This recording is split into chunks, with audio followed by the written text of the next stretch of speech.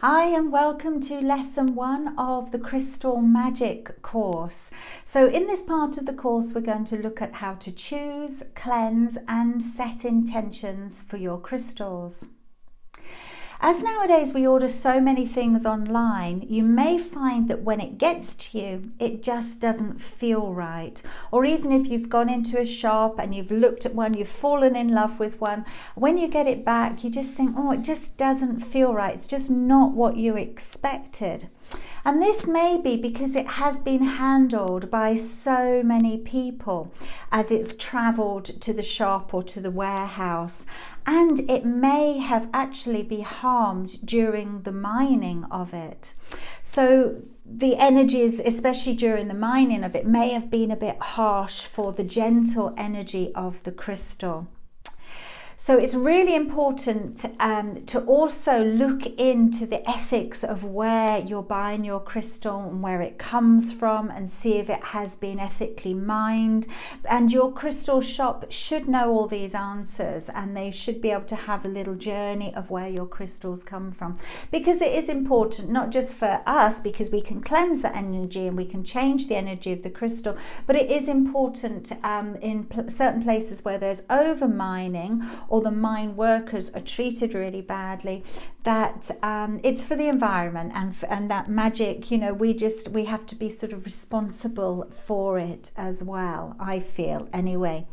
But so if you do get your crystal from online or in a shop and when you get it home it's not just quite right, what you can do is just really nurture the energy of this crystal, so you can then use all its magical energy to heal and to weave its magic from wherever you need it in your life. So I found that the best way to do this is to sort of take it back to the Mother Earth energy and really nurture it for a few days so it can restore its energy over what could have been a stressful journey for your crystal.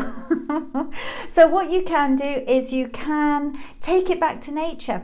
Just leave it in earth, either in a plant that you have in the home, or if you can outside, and just make a little hole and place it carefully in the earth and maybe cover it. Just remember where you place it and just let it sort of absorb all the natural healing and nurturing energy from Mother Earth. And you can also leave it out under the rays of the sun. There are certain crystals that shouldn't be in direct sunlight because they may lose some of their colouring. But if not, leave it out under sunlight and let the rays sort of charge it up. And also as you lay it down or you plant it or bury it, you speak kindly to it and perhaps just explain what you're doing. Your crystal is it is going to be part of you. You build up a relationship with it, so it's lovely just to nurture it and connect it. It's a new piece of energy that you have coming into your life. You can also sleep and carry it around with you. I've always got crystals in my bra. Sleep with it under your pillow. However you want to do this. But then what will happen if you do leave it recharging and resetting for a few days, then when you pick it up you'll really feel the difference. And then your crystal will be able to work for you in the ways that you intend, or the way it intends to. However, caring for your crystal is really quite fundamental. Its vibration will pick up and absorb energies around it. So you may go in and have a good look at how you can cleanse with crystals. And if you do have a special ritual or a special practice that you already do, please share. I also leave my crystals out under the light of the full moon because I really love this, but also for cleansing I leave them out in the rain.